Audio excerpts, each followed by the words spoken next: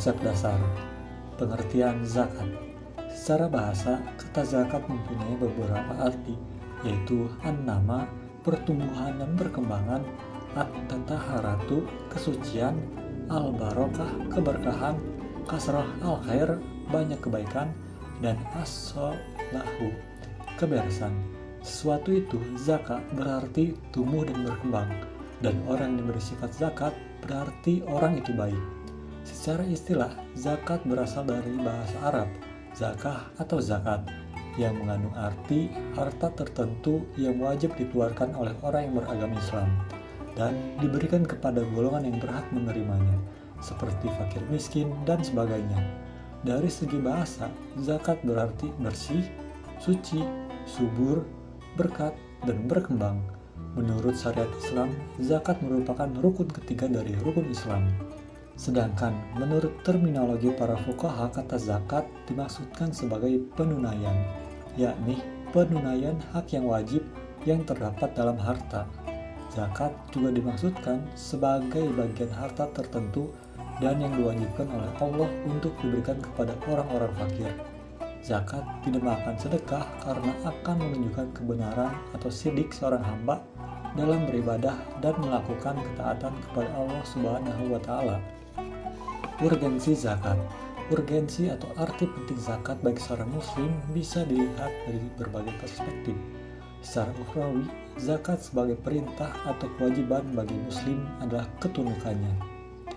Urgensi menunaikan zakat termaktub dalam Al-Quran surat Al-Baqarah ayat 43, yang artinya, dan dirikanlah sholat, tunaikanlah zakat, dan rukulah beserta orang-orang yang ruku. Masarif zakat secara istilah dari kata masraf atau masarif adalah orang-orang yang berhak menerima alokasi harta zakat. Di Indonesia, umumnya istilah masarif zakat ini lebih dikenal dengan istilah mustahik, yang artinya orang-orang yang berhak. 1. Fakir. Secara bahasa, kata fakir bermakna orang yang sedikit hartanya, dan lawan katanya adalah goni, yaitu orang yang banyak hartanya. 2. Miskin. Menurut mazhab Asy-Syafi'iyah, mazhab ini mengungkapkan istilah miskin sebagai orang yang memiliki sekadar harta atau penghasilan yang bisa menutup kebutuhan tertentu tetapi belum mencukupi. Amil zakat. Istilah amil zakat dalam disiplin ilmu fikih zakat bermakna orang yang diberi kewenangan untuk mengurus zakat dan bertugas untuk berjalan dalam rangka mengumpulkannya dari para pemilik dan yang mendistribusikannya kepada pihak yang berhak bila diberi kuasa oleh penguasa. 4. Mu'alaf. Dalam definisi para ulama fikih didefinisikan sebagai orang-orang yang diinginkan agar terbujuk hatinya untuk masuk Islam. 5. Budak. Secara istilah, ternyata para ulama fikih mendefinisikan rikab ini tidak jauh-jauh dari maknanya secara bahasa, yaitu keadaan manusia yang menjadi hak milik dari manusia yang lain. 6. Ghorim. Dalam istilah hukum syariat, istilah al-ghorim punya definisi yang lebih spesifik, yaitu orang-orang yang berhutang dan tidak mampu untuk membayar hutangnya. 7. Fisabilillah. Jika diterjemahkan secara bebas, fisabilillah maksudnya adalah untuk segala kepentingan pada jalan Allah. Jalan Allah artinya segala cara untuk mendekatkan diri kepada Allah Subhanahu wa Ta'ala. 8. Ibnu Sabil. Secara istilah, umumnya para ulama mendefinisikan istilah Ibnu Sabil sebagai orang yang terputus dari hartanya, baik di luar negerinya atau di dalam negerinya. Jenis-jenis zakat. Zakat fitrah. Setiap hari raya Idul Fitri diwajibkan atas tiap-tiap orang Islam, laki-laki dan perempuan, besar ataupun kecil, merdeka atau hamba. Membayar zakat fitrah hukumnya wajib menurut jumhur ulama. Hadis dari Abdullah bin Umar. Dari Ibnu Umar radhiyallahu anhu, Nabi Shallallahu alaihi wasallam mewajibkan zakat fitrah setelah puasa Ramadan kepada orang Islam merdeka dan budak laki-laki ataupun perempuan berupa 1 sok kurma atau gandum. Hadis riwayat Bukhari. zakat mal atau zakat harta. Zakat mal atau zakat harta adalah zakat yang harus dibayarkan untuk menyucikan harta kita. Zakat mal hanya dibebankan kepada orang yang telah mampu serta mencapai nisab yang telah ditentukan dan waktu kepemilikannya telah sampai kepada haul atau dalam 1 tahun. Zakat mal terbagi menjadi beberapa jenis, diantaranya 1. 2 jenis logam, yaitu emas dan perak. 2. Zakat ziro'ah atau hasil bumi. 3. Zakat mu'adin atau barang galian. 4. Zakat rikas atau barang temuan. 5. Zakat binatang ternak. 6. Zakat tijaroh atau zakat perniagaan. Tujuan zakat. Tujuan zakat diantaranya adalah 1. Mengangkat derajat fakir miskin dan membantunya keluar dari kesulitan hidup serta penderitaan. 2. Menghilangkan sifat kikir pemilik harta kekayaan. 3. Mengembangkan rasa tanggung jawab sosial pada diri seseorang, terutama yang mempunyai harta. 4. Sarana pemerataan pendapatan untuk mencapai keadilan sosial. Dalil-dalil zakat. Kewajiban zakat telah ditetapkan oleh Al-Quran, As-Sunnah, dan juga ijma seluruh ulama. Di dalam Al-Quran, salah satu ayat membahasnya adalah Quran Surat Al-Baqarah ayat 43, yang artinya kerjakanlah sholat dan tunaikanlah zakat. Dan salah satu hadis yang juga membahasnya yakni yang berisi beritahu mereka bahwa Allah mewajibkan mereka mengeluarkan sedekah atau zakat dari sebagian harta mereka. Hadis riwayat Bukhari. Syarat wajib zakat: pertama, beragama Islam. 2. Berakal. 3. Balik. 4. Merdeka. Dan 5. Harta zakat. Syarat sah zakat: pertama, niat. Karena zakat merupakan salah satu ibadah, maka niat yang ikhlas karena Allah merupakan syarat diterimanya suatu amalan ibadah. Kedua, kepemilikan. Harta zakat harus dimiliki oleh orang yang berzakat. Tidak boleh harta zakat tersebut merupakan hak milik orang lain. Selain itu, harta tersebut juga harus didapatkan dengan cara yang baik dan halal.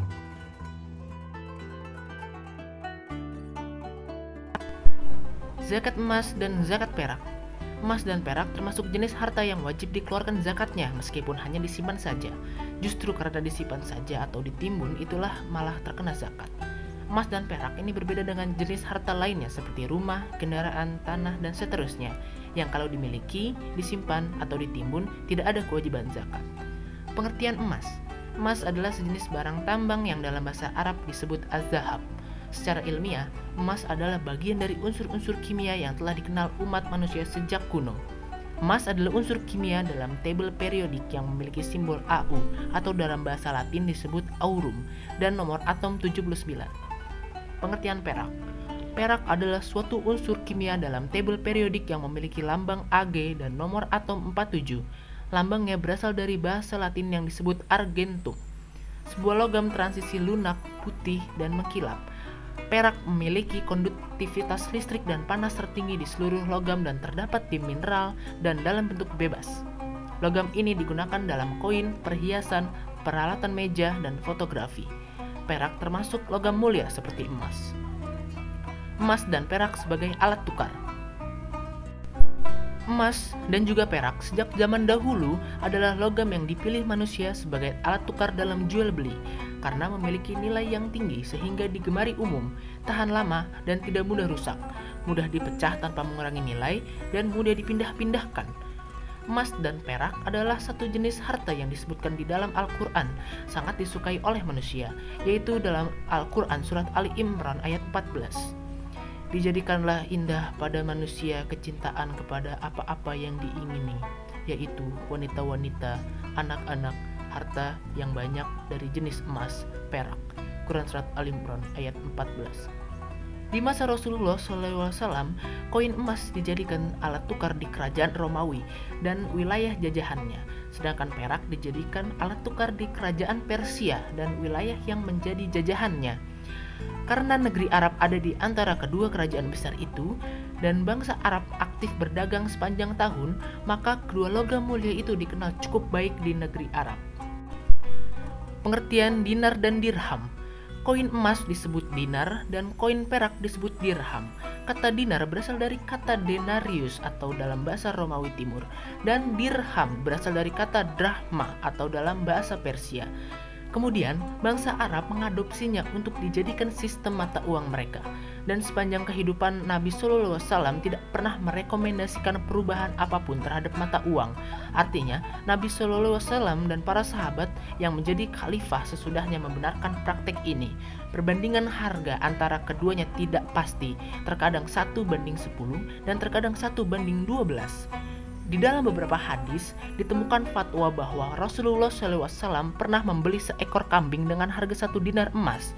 Di masa pemerintahannya, Amriul Mukminin Umar bin Al-Khattab radhiyallahu anhu memberi gambaran tambahan bertuliskan Alhamdulillah dan di baliknya bertuliskan Muhammad Rasulullah. Beliau sempat mencetaknya sampai akhir masa jabatannya, namun belum sempat mencetak uang dinar yang lain. Di masa pemerintahannya, Khalifah Abdul Malik bin Marwan mencetak mata uang baru dinar dan dirham di bawah pengawasan pemerintah dengan bentuk dan karakteristik percetakan Islami, dan penggunaan dinar dan dirham ini berakhir seiring dengan runtuhnya kekhalifahan Turki Utsmani pada tahun 1924 bersamaan dengan berakhirnya Perang Dunia Pertama. Di masa modern ini, awalnya emas masih digunakan sebagai standar keuangan di banyak negara. Penggunaan emas dalam bidang moneter dan keuangan berdasarkan nilai moneter absolut dari emas itu sendiri tertahap berbagai mata uang di seluruh dunia. Meskipun secara resmi di bursa komoditas dunia, harga emas dicantumkan dalam mata uang dolar Amerika. Masyru'iyah. Pensyariatan zakat dari emas telah disebutkan di dalam Al-Quran Al-Karim dan juga hadis Nabawi. Al-Quran, kewajiban zakat atas kepemilikan emas dan perak disebutkan dalam Al-Quran dengan disertai ancaman atas mereka yang menimbunnya dan enggan mengeluarkan zakatnya. Bentuk siksaannya adalah disetrika dengan emas dan perak yang telah dipanaskan di dalam neraka.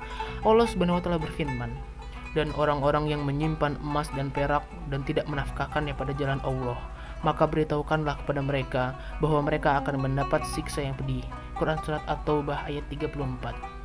Pada hari dipanaskan emas perak itu dalam neraka jahanam, lalu dibakar dengannya dahi mereka, lambung dan punggung mereka, lalu dikatakan kepada mereka, inilah harta bendamu yang kamu simpan untuk dirimu sendiri, maka rasakanlah sekarang akibat dari apa yang kamu simpan itu. Quran Surat At-Taubah ayat 35. Yang kedua hadis, ada banyak hadis yang sahih yang mensyariatkan kewajiban zakat atas kepemilikan emas dan perak. Di antaranya, tidaklah pemilik harta simpanan yang tidak melakukan haknya kepadanya, kecuali harta simpanannya akan datang pada hari kiamat sebagai seekor ular jantan akro yang akan mengikutinya dengan membuka mulutnya. Jika ular itu mendatanginya, pemilik harta simpanan itu lari darinya. Lalu ular itu memanggilnya, ambillah harta simpananmu yang telah engkau sembunyikan, aku tidak membutuhkannya. Maka ketika pemilik harta itu melihat bahwa tidak ada dapat menghindarinya, dia memasukkan tangannya ke dalam mulut ular tersebut. Maka ular itu memakannya sebagaimana binatang jantan memakan makanannya. Hadis riwayat Muslim. Pada hadis lain, Rasulullah SAW bersabda, apa yang kamu keluarkan zakatnya, maka dia bukan emas yang ditimbun. Hadis riwayat Al-Hakim. Nisab. Yang pertama, nisab emas. Jumhur ulama telah sepakat bahwa hanya emas yang telah memenuhi nisab saja yang wajib dikeluarkan zakatnya, sedangkan yang jumlahnya masih kurang dari nisab tidak wajib. Lalu berapakah nisab zakat emas? Jumhur ulama menyebutkan bahwa nisab zakat emas adalah 20 miskol. Dasarnya sebagaimana disebutkan di dalam hadis Nabi SAW, emas yang kurang dari 20 miskol dan perak yang kurang dari 200 dirham tidak ada kewajiban zakat atasnya. Hadis riwayat Ad-Daruqutni. Miskol adalah nama satuan berat yang dipakai di masa Rasulullah SAW. Berat emas 1 miskol setara dengan 1/3/7 dirham, setara juga dengan 100 buah bulir biji gandum dan juga setara dengan 4,25 gram. Dengan demikian, dengan mudah bisa dihitung bahwa nisab zakat emas adalah 20 miskol dikali 4,25 gram sama dengan 85 gram. Maka, bila jumlah emas yang dimiliki telah sama dengan 85 gram atau lebih, barulah ada kewajiban zakatnya. Yang kedua, nisab perak. Sebagaimana juga emas, hanya perak yang telah memenuhi nisab saja yang diwajibkan atas zakatnya, dan ijma para ulama menyepakati bahwa nisab perak adalah 200 dirham. Dasarnya adalah hadis berikut ini. Dari Abi Sa'id Al-Khudri radhiyallahu anhu bahwa Rasulullah SAW bersabda, perak yang kurang dari 5 awak tidak ada kewajiban zakatnya. Hadis riwayat Bukhari. Dirham secara syar'i adalah satuan untuk mengukur berat juga sebagaimana miskol. Berat perak 1 dirham setara dengan 7/10 miskol, setara dengan 3 gram. Jadi, bisa dihitung dengan mudah bahwa nisab perak adalah 200 dirham dikali 3 gram, yaitu sama dengan 600 gram. Yang ketiga, emas dan perak campuran. Dalam kenyataannya, sering kita dapati bahwa emas ataupun perak lebih sering tercampur dengan logam lainnya, entah kuningan, besi, ataupun tembaga. Sehingga dalam hal ini, para ulama berbeda pendapat, apakah campuran yang terkandung di dalamnya ikut dihitung atau tidak. Pendapat yang pertama yaitu tidak dihitung. Mazhab Asy-Syafi'iyah dan mazhab Hanabilah menyepakati bahwa bila emas atau perak bercampur dengan logam lainnya, maka yang dihitung sebagai nishab hanyalah emas atau perak yang murni saja. Sedangkan emas atau perak yang bercampur dengan logam lain, bila berat murninya belum mencapai nisab, maka tidak dianggap telah memenuhi nisab. Yang dihitung adalah berat emas dan perak murninya, sedangkan campurannya tidak dihitung. Untuk itu, perlu ditaksir berapa kadar emas yang terkandung di dalamnya. Yang lebih mudah dipakai adalah ukuran persentase. Misalnya, sebuah emas beratnya 100 gram dan kadar emasnya 90%. Maka kita dengan mudah bisa mengetahui bahwa berat emas itu adalah 90 gram dan jumlah ini telah memenuhi nisab. Pendapat kedua, ikut dihitung. Sedangkan mazhab Hanafiyah tidak memperhitungkan campuran, sehingga yang mereka tetapkan sederhana saja, yaitu bila benda itu lebih dominan emasnya, maka campuran yang terkandung di dalamnya dianggap sebagai emas juga. Sebaliknya, bila yang lebih dominan dari benda itu adalah perak, maka campurannya dianggap sebagai perak. Maka bila wujud fisik emas atau perak itu ditimbang dan telah melewati batas nishab masing-masing tanpa dikurangi berat campurannya, dianggap telah memenuhi nishab dan wajib dikeluarkan zakatnya. Syarat haul. Sebagaimana ketentuan umumnya, harta yang wajib dikeluarkan zakatnya dalam zakat emas dan perak berlaku syarat masa kepemilikan selama 1 tahun komariah. Artinya, bila seseorang memiliki emas atau perak selama 1 tahun dalam keadaan melebihi nishab, wajib atasnya mengeluarkan zakatnya. Sebaliknya, bila emas belum dimiliki selama 1 tahun, meski sudah melebihi nishab, belum diwajibkan bayar zakat. Dasarnya adalah sabda Nabi SAW, yaitu tidak ada kewajiban mengeluarkan zakat hingga harta itu berjalan pada masanya, dimiliki selama 1 tahun. Hadis riwayat Ibnu Majah. Yang menjadi ukuran adalah awal dan akhir masa 1 tahun itu. Sedangkan bila di tengah-tengah masa itu emas tersebut bertambah atau berkurang dari jumlah tersebut, tidak termasuk yang diperhitungkan. Sebagai contoh, pada tanggal 1 Sya'ban 1422 Hijriah, Ahmad memiliki emas seberat 100 gram. Maka pada 1 Sya'ban 1423 Hijriah atau setahun kemudian, Ahmad wajib mengeluarkan zakat simpanan emasnya itu. Meskipun pada bulan Ramadan, emas itu pernah berkurang jumlahnya menjadi 25 gram. Namun, sebulan sebelum datangnya bulan Sya'ban 1423 Hijriah, Ahmad membeli lagi dan kini jumlahnya mencapai 200 gram. Kadar yang dikeluarkan. Sedangkan kadar yang harus dikeluarkan dari zakat emas dan perak adalah rub'ul usyur. Maknanya adalah 1/4 dari 1/10. Mudahnya adalah 1/40 atau dengan angka desimal adalah 2,5%. Dasarnya adalah hadis berikut ini, bahwa Nabi SAW mengambil dari setiap 20 dinar atau lebih, setengah dinar, dan dari 40 dinar diambil 1 dinar. Hadis riwayat Ibnu Majah. Perhiasan terbuat emas dan perak. Sejak awal, pembahasan tentang zakat emas dan perak yang dimaksud selalu adalah emas dan perak yang berbentuk alat tukar di masa Nabi SAW, yaitu koin emas dan koin perak. keduanya berfungsi sebagai alat tukar dalam perdagangan dan jual beli. Lalu, bagaimana hukum emas dan perak yang bukan sebagai alat tukar? Misalnya perhiasan para wanita, seperti cincin, gelang, kalung, anting, giwang, liontin, dan lainnya, apakah juga terkena zakat atau tidak? Yang pertama, perhiasan emas atau perak untuk laki-laki. Dalam syariat Islam telah ditetapkan bahwa laki-laki diharamkan memakai perhiasan yang terbuat dari emas dan perak, sebagaimana sabda Rasulullah SAW. Dihalalkan emas dan sutra untuk wanita dan diharamkan keduanya untuk laki-laki dari umatku. Hadis riwayat An-Nasa'i. Namun, bila ditilik secara mendalam, yang diharamkan bagi laki-laki adalah memakainya, tetapi untuk memilikinya maka tidak ada larangan. Sehingga boleh saja seorang laki-laki memiliki perhiasan yang terbuat dari emas, asalkan tidak dipakai. Dalam kasus ini, karena perhiasan emas atau perak itu tidak dipakai, bagaimana fungsinya, emas itu termasuk kategori ditimbun, sehingga mereka sepakat emas itu kena kewajiban zakat. Yang kedua, perhiasan emas dan perak milik wanita. Sedangkan, bila emas atau perak itu milik wanita, yang memegang dihalalkan atas mereka untuk mengenakannya sebagai perhiasan, umumnya jumhur ulama mengatakan bahwa tidak ada kewajiban zakat atas keduanya. Hal itu karena ilat dari zakat emas adalah an-nama atau harta yang tumbuh, dan koin uang emas atau perak adalah harta yang punya sifat tersebut, sedangkan perhiasan emas dan perak justru tidak memiliki sifat tersebut. Selain itu, yang menjadi dasar adalah apa yang dilakukan oleh Ibunda Mukminin Aisyah radhiyallahu anha, di mana dahulu beliau memiliki sejumlah perhiasan yang terbuat dari emas, namun beliau tidak mengeluarkan zakat atas perhiasan tersebut. Demikian juga Abdullah bin Umar radhiyallahu anhu telah menghias anak-anak wanitanya dengan emas, namun beliau tidak mengeluarkan zakatnya. Kedua kisah ini diriwayatkan oleh Al-Imam Malik dalam kitabnya Al-Muwatta. Namun dalam pendapat menyendiri, mazhab Al-Hanafiyah menetapkan bahwa emas perhiasan pun wajib dizakati. Perhitungan zakat emas dan perak. 1. Kaidah perhitungan zakat emas, perak, dan uang.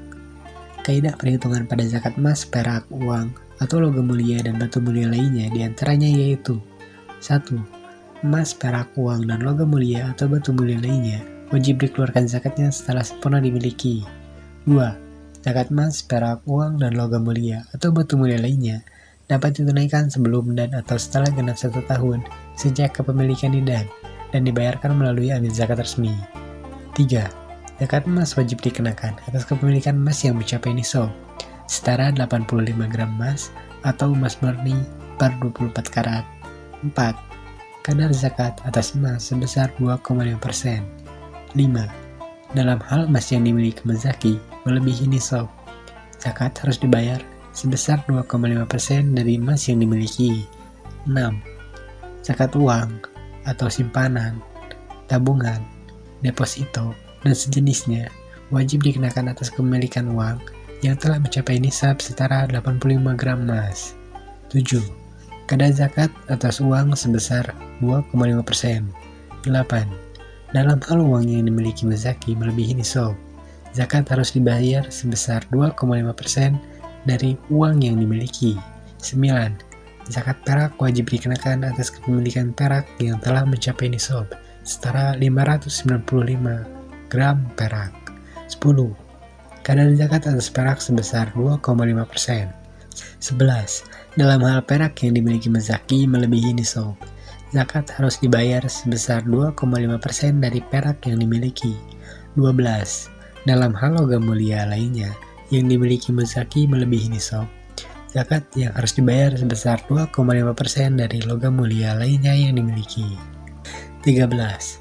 Perhiasan yang dimiliki untuk disimpan dalam batas kewajaran atau dilihat kebiasaan lingkungan, zaman, dan kekayaan umatnya, dan bukan untuk diperdagangkan, wajib ditunaikan zakatnya sebesar 2,5% dari yang dimiliki. 14. Penentuan harga emas, perak, dan logam mulia atau batu mulia lainnya disesuaikan dengan harga pada saat zakat ditunaikan. Dan 15. Jika tahun pertama zakat telah ditunaikan, kewajiban zakat pada tahun berikutnya yang dihitung adalah pertumbuhannya saja, tanpa ada kewajiban untuk menggabungkan kembali dengan harta yang telah ditunaikan zakat pada tahun sebelumnya. Contoh kasus perhitungan zakat emas. Seorang ibu memiliki emas sebanyak 140 gram dan tabungan atau deposito sebesar 50 juta rupiah semenjak 1 Ramadan 1438 Hijriah. Dipakai untuk perhiasan sebanyak 20 gram semenjak 1 Syawal 1438 Hijriah, misal cincin 5 gram, kalung 10 gram, dan gelang 5 gram, dan memiliki hutang yang harus dibayarkan pada 1 Zulhijjah 1438 Hijriah sebesar 2 juta dan pada bulan Safar 1438 Hijriah sebesar 2,2 juta rupiah. Jawaban: nisab emas 85 gram atau setara 42.500.000 dengan asumsi harga emas pada saat jatuh tempo adalah 500.000 per gram. Semenjak 1 Ramadan 1438 Hijriah, emas dan tabungan ibu tersebut sudah melebihi nisab dan mulai menghitung awal haul sampai 1 Ramadan 1439 Hijriah. Emas yang dipakai dalam batas yang wajar tidak dikenakan kewajiban zakat. Emas yang tersisa 120 gram melebihi nisab jika diuangkan sebesar 60 juta. Tabungan atau deposito yang dimiliki 50 juta melebihi nisab. Utang yang wajib dikeluarkan 2 juta rupiah ditambah 2,2 juta rupiah sama dengan 4,2 juta rupiah. Perhitungan zakat emas dan uang ibu tersebut adalah emas yang tersisa dikali harga emas ditambah uang yang dimiliki dikurang utang dan dikali 2,6%. Perhitungannya adalah 60 juta ditambah 50 juta dikurang 4,2 juta sama dengan 105.800.000 dikali 2,5%. Sehingga hasilnya adalah 2.645.000. Zakat yang wajib dikeluarkan ibu tersebut adalah 2.645.000 rupiah dan dapat dibayarkan semenjak mencapai nisab atau 1 Ramadan 1438 Hijriah. Jika ibu tersebut telah mengeluarkan zakat emas atau tabungan atau deposito pada tanggal 1 Ramadan 1438 Hijriah atau 1 Ramadan 1439 Hijriah, tidak dikenakan kewajiban zakat pada tahun berikutnya, kecuali pertumbuhannya saja. Misalnya tabungan ibu tersebut pada tanggal 1 Muharram 1440 Hijriah bertambah sebesar 20 juta dan pada tanggal 1 Rabiul Awal 1440 Hijriah menjadi 43 juta. Maka tabungan ibu tersebut sudah mencapai nisab dan kembali menghitung seperti di atas. Jika emas, tabungan, deposito ibu tersebut tidak bertambah semenjak 1 Ramadan 1438 Hijriah, maka tidak ada kewajiban zakat karena hak mustahik dalam hal tersebut sudah dikeluarkan namun dianjurkan untuk sedekah. 3. Contoh kasus perhitungan zakat perak. Seorang ibu memiliki perak sebanyak 900 gram semenjak 1 Ramadan 1438 Hijriah. Dipakai untuk perhiasan sebanyak 20 gram semenjak 1 Syawal 1438 Hijriah. Misal, cincin 5 gram, kalung 10 gram, dan gelang 5 gram. Dan ia memiliki hutang yang harus dibayarkan pada tanggal 1 Zulhijjah 1438 Hijriah sebesar 1 juta. Dan pada bulan Safar sebesar 1.100.000 rupiah. Jawaban: nisab perak 595 gram atau setara 7.735.000 rupiah dengan asumsi harga perak pada saat jatuh tempo adalah 13.000 per gram. Semenjak 1 Ramadan 1438 Hijriah, perak ibu tersebut sudah melebihi nisab dan mulai menghitung awal haul sampai 1 Ramadan 1439 Hijriah. Perak yang dipakai dalam batas yang wajar tidak dikenakan kewajiban zakat. Perak yang tersisa 880 gram melebihi nisab jika diuangkan sebesar 11.410.000 rupiah. Hutang yang wajib dikeluarkan adalah 1 juta ditambah 1.100.000 sama dengan 2.200.000 rupiah. Perhitungan zakat perak ibu tersebut adalah perak yang tersisa dikali harga perak dikurang hutang dikali 2,5% sama dengan zakat. Perhitungannya adalah 11.440.000 dikurang 2.200.000 sama dengan 9.240.000 dikali 2,5% sama dengan 231.000. Zakat yang wajib dikeluarkan ibu tersebut adalah 231.000 dan dapat dibayarkan semenjak mencapai nisab 1 Ramadan 1438 Hijriah. Jika ibu tersebut telah mengeluarkan zakat perak pada tanggal 1 Ramadan 1438 Hijriah atau 1 Ramadan 1439 Hijriah, maka tidak dikenakan kewajiban zakat pada tahun berikutnya, kecuali pertumbuhannya saja. Misalnya, perak ibu tersebut pada tanggal 1 Muharram 1440 Hijriah bertambah sebesar 300 gram dan pada tanggal 1 Rabiul Awal 1440 Hijriah menjadi 600 gram, maka perak ibu tersebut sudah mencapai nisab dan kembali menghitung seperti di atas. Jika perak ibu tersebut tidak bertambah semenjak 1 Ramadan 1438 Hijriah, maka tidak ada kewajiban zakat karena mustahik dalam harta tersebut sudah dikeluarkan, namun dianjurkan untuk bersedekah. 4. Contoh kasus perhitungan menurut Basnas. Bapak Fulan memiliki emas yang tersimpan sebanyak 100 gram atau melebihi nisab, maka emasnya sudah wajib untuk dizakatkan. Jika ingin menunaikan zakat emas dengan uang, maka emas tersebut perlu dikonversikan dulu nilainya dengan harga emas saat hendak ia menunaikan zakat. Misalnya 800.000 per gram, maka 100 gram senilai 80 juta. Zakat emas yang perlu Bapak Fulan tunaikan adalah 2,5% dikali 80 juta, sama dengan 2 juta rupiah.